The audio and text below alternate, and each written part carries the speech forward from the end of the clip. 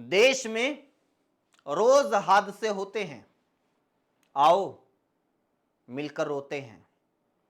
जब तक सत्ता प्रशासन सोते हैं, आओ हम मिलकर रोते हैं। हादसों के लिए सरकारें जिम्मेदार नहीं होती। हमारे यहां भगवान होते हैं, खुदा होते हैं। आओ मिलकर रोते हैं। गाड़ी सड़क पर पलटेगी, ट्रेन पटरी से उतरेगी, जहाज जमीन पे गिरेगा या पुल अचानक ढह जाएगा। तेरा काम है मरना, तू मर। अगर बच भी गया तो किसी भगदड़ में मर जाएगा। जिंदगी एक भ्रम है, सच सिर्फ मौतें हैं। आओ मिलकर रोते हैं। जी हां दोस्तों, जश्न मनाओ, क्योंकि हमें एक बार फिर रोने का मौका मिला है। एक बार फिर देश में बहुत बड़ा हादसा हुआ है। एक बार फिर टाइम पास करने का बढ़िया सा टॉपिक मिल गया है। क्योंकि हर एक हादसे के बाद यही तो होता है, 2-4 दिन अच्छा खासा टाइम पास होता है, उसके बाद सब नॉर्मल, जैसे कुछ हुआ ही ना हो। हमेशा की तरह सरकारी भोंपू एक बार फिर बजने लगा है। सवाल मत उठाओ, राजनीति मत करो। होने को कौन टाल सकता है? ये तो हादसा है, हादसों को कौन रोक सकता है? इसमें कोई क्या करेगा? इसमें सरकार की क्या गलती है? नहीं है जी, सरकार की कोई गलती नहीं है। गलती तो उन लोगों की है जो बैग पैक करके इतनी महंगी टिकट लेके हवाई जहाज में झूलने के लिए निकल पड़े थे। ये कोई रेलवे स्टेशन नहीं है जहां लिखा जाए कि सवारी अपने सामान की खुद जिम्मेदार है। इतनी समझ तो इंसान के भीतर खुद होनी चाहिए कि जहाज में बैठेंगे तो सवारी अपनी जान की खुद जिम्मेदार है। वैसे भी किसी ने जानबूझ के प्लेन थोड़ा ही गिराया है। मशीन है, गड़बड़ी हो जाती है। इतना हल्ला क्यों काट रहे हो? क्या पहली बार देखा है कोई हादसा? क्या कुछ नया हुआ है? नया तो बस यही हुआ है कि गरीबों के वाहनों के साथ रोज होता है, इस बार अमीरों के वाहनों के साथ हुआ है। लेकिन बेकसूरों के मरने का सिलसिला तो वही है ना। थोड़े दिन पहले की बात है, महाकुंभ की भगदड़, 2-4 दिन हल्ला हुआ। सरकार ने मौतों तक का आंकड़ा छिपा लिया, कहा कि सिर्फ 37 लोगों की मौत हुई है। बीबीसी ने जांच करके अब बताया कि कम से कम 82 लोगों की मौत हुई है। तो क्या हुआ? हुई किसी पर कोई कार्रवाई? किसी की जवाबदेही तय हुई? पता चला कि भगदड़ का जिम्मेदार कौन था? किसने लाशों की गिनती छिपाई? 15 फरवरी 2025 को नई दिल्ली रेलवे स्टेशन पर भगदड़ में 20 से ज्यादा लोगों की मौत हो गई। 2 जून 2023 को बालासोर उड़ीसा में ट्रेन हादसा हुआ, 293 लोगों की मौत हो गई, 1000 से ज्यादा लोग घायल हो गए। 20 मार्च 2015 कानपुर उत्तर प्रदेश में ट्रेन हादसा हुआ, 58 लोगों की मौत हुई, 150 से ज्यादा घायल हो गए। 20 नवंबर 2016 कानपुर उत्तर प्रदेश ट्रेन हादसा हुआ, 150 लोगों की मौत हुई, 150 से ज्यादा घायल हुए। 21 जनवरी 2017 है, विजयनगरम आंध्र प्रदेश ट्रेन हादसा, 41 लोगों की मौत हुई। 18 अगस्त 2017 मुजफ्फरनगर उत्तर प्रदेश, 23 लोगों की मौत हुई। 2014 से 2024 तक 700 से ज्यादा ट्रेन हादसे हुए, लगभग 800 लोगों की मौत हुई, 2000 से ज्यादा लोग घायल हुए। उसके बाद क्या हुआ? किसकी जवाबदेही तय हुई? हुआ किसी का इस्तीफा, ली किसी ने जिम्मेदारी, फटा किसी का कलेजा। बस जिन लोगों ने अपनों को खोया वो आज तक रो रहे हैं, बाकी सब लोग मजे में हैं। चलो हम बच गए, भगवान ने बचा लिया। तो क्या जो लोग मरे हैं उनको भगवान ने मार दिया मोक्ष दिलाने के लिए? सरकार प्रशासन, इनका कोई रोल नहीं है, कोई भूमिका नहीं है। 29 अक्टूबर 2022 गुजरात में मोरबी ब्रिज गिरने से 141 लोगों की मौत हुई। 23 नवंबर 2023 मिजोरम में रेलवे ब्रिज ढहने से 36 मजदूरों की मौत हुई। 15 नवंबर 2024 को झांसी मेडिकल कॉलेज के आईसीयू में 15 बच्चे जो अभी अभी पैदा हुए वो जिंदा जल गए। 2017 का गोरखपुर कांड याद होगा, करीब 60 बच्चों की मौत हो गई क्योंकि ऑक्सीजन नहीं थी।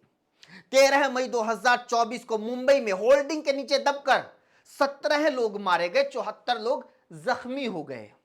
2 जुलाई 2024 को उत्तर प्रदेश के हाथरस में धार्मिक कार्यक्रम की भगदड़ में 123 लोगों की मौत हो गई। कीड़े मकोड़ों की तरह कभी पैरों तले रोन दिए जाते हैं, कभी ट्रेन के बीच में कुचल दिए जाते हैं, कभी आग में भून दिए जाते हैं, कभी सुरंग में दफन कर दिए जाते हैं, कभी पुल से गिरा दिए जाते हैं तो कभी नदी में बहा दिए जाते हैं। हम भारत के लोगों की ये दिनचर्या बन गई है। हादसे छोड़ो, लोग तो महामारी को भूल गए। लगता है कि कोरोना भी आया था कभी, हजारों लाखों लोग मारे गए थे क्योंकि इलाज नहीं मिला, किसी को दवाई नहीं मिली तो किसी को ऑक्सीजन नहीं मिली। तड़प तड़प के दम तोड़ते रहे लोग, लेकिन किसी ने सवाल नहीं किया, क्योंकि भाई हमारे देश के लोगों को ना हादसों से डर लगता है ना मरने से, सवाल से डर लगता है। आतंकी हमला हो गया, सवाल मत पूछो। हादसा हो गया, सवाल मत पूछो। घोटाला हो गया, सवाल मत पूछो। दंगा हो गया, सवाल मत पूछो। ये बिछती हुई लाशें, ये कुचले हुए शरीर, कदम कदम पर बिछी हुई मौत लोगों के लिए मुद्दा ही नहीं है। अहमदाबाद प्लेन क्रैश के बाद सैमसंग के एक कर्मचारी ने राहुल गांधी को लिखा कि अच्छा होता तू भी मर जाता। और ऐसे करोड़ों लोग भरे पड़े हैं हमारे देश में। क्या आपको लगता है कि ऐसे लोगों को किसी की मौत से, किसी भी हादसे से कोई फर्क पड़ता होगा? अरे लोगों की छोड़ो, क्या कभी सुना है हमारी मीडिया पब्लिक एडमिनिस्ट्रेशन, जवाबदेही, policy making, disaster management, law and order, facility, technology, monitoring, participation, effective communication, human resource development, innovation, risk management, crowd management, feedback mechanism, इस तरह की कभी बातें करती हो? ऐसे मुद्दों के ऊपर कभी चर्चा करती हो? हाँ, अगर किसी ऐसे स्टेट में हादसा हो जहां बीजेपी की सरकार ना हो, अचानक से सारे एंकरों को ये तमाम शब्द याद आ जाते हैं। लेकिन जब भी कहीं बीजेपी रूल्ड स्टेट की बात आती है तो सबको एक काम आता है, भगवान के ऊपर टाल दो। एक पैसेंजर बच गया, सभी ने खबरें चला दी, जाको राखे साइया मार सके ना कोई। तो क्या बाकी पैसेंजर्स को साइया ने मारा है? साइया चाहता था कि सैकड़ों लोग जिंदा जल जाएं।